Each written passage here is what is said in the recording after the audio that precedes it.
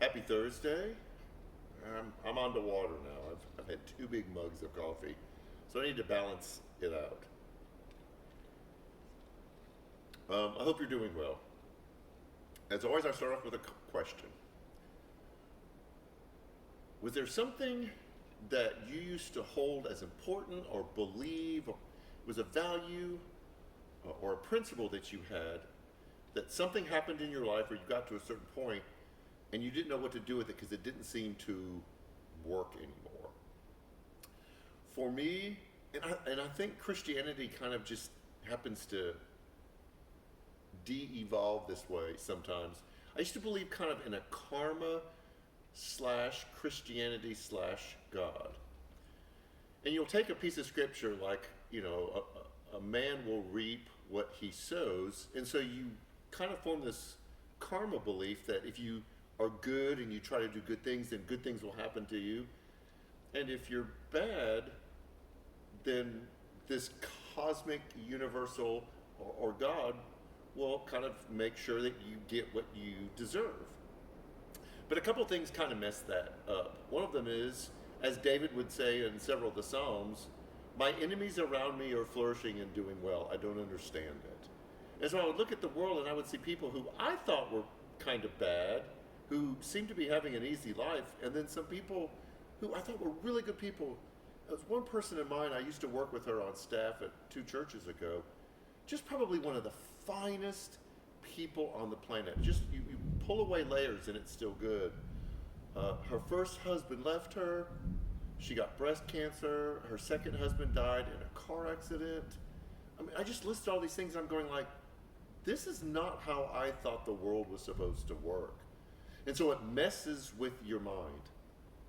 A couple nights ago, I had a almost 2 hour conversation with someone who was in my previous church, just one church ago.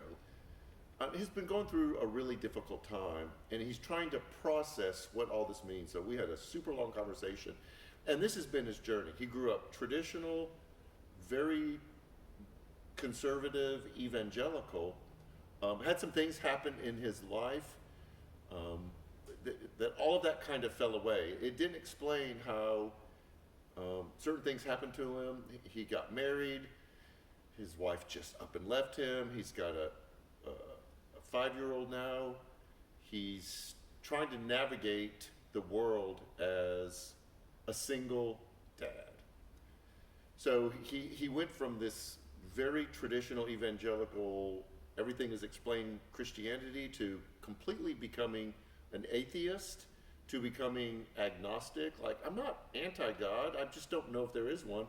And so last night, or 2 nights ago when we talked, it was like, I'm beginning to think there's something there, and I don't know what to do with it, because he doesn't want to go back to where things were before.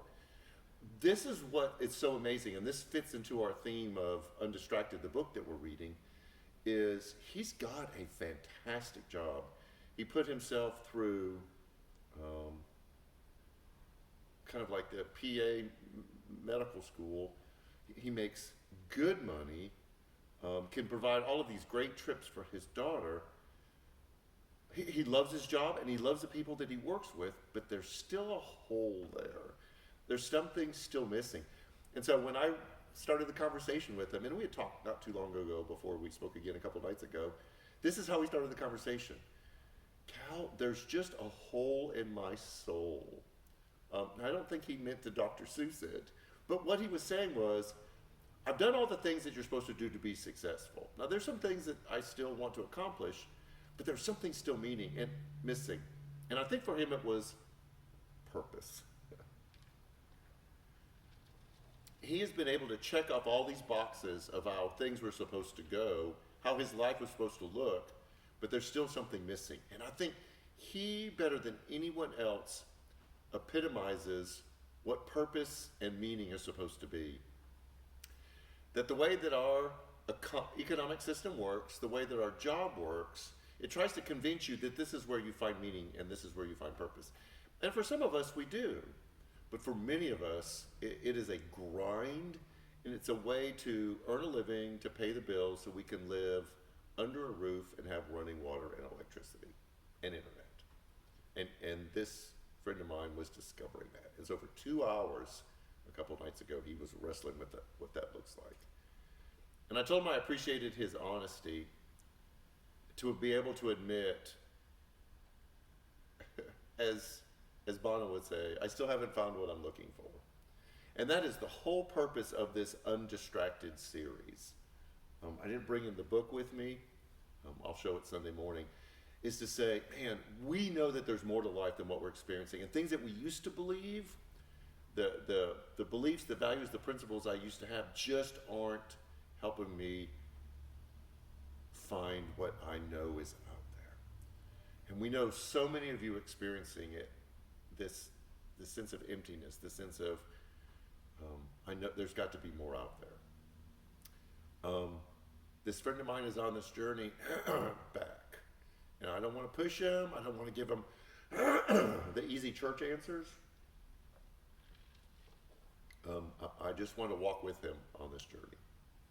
So, if this is something that you've been wrestling with, I want to encourage you to go back and watch the last two messages about finding your purpose. The distractions that may drift into our life that detract our attention away from looking for our purpose.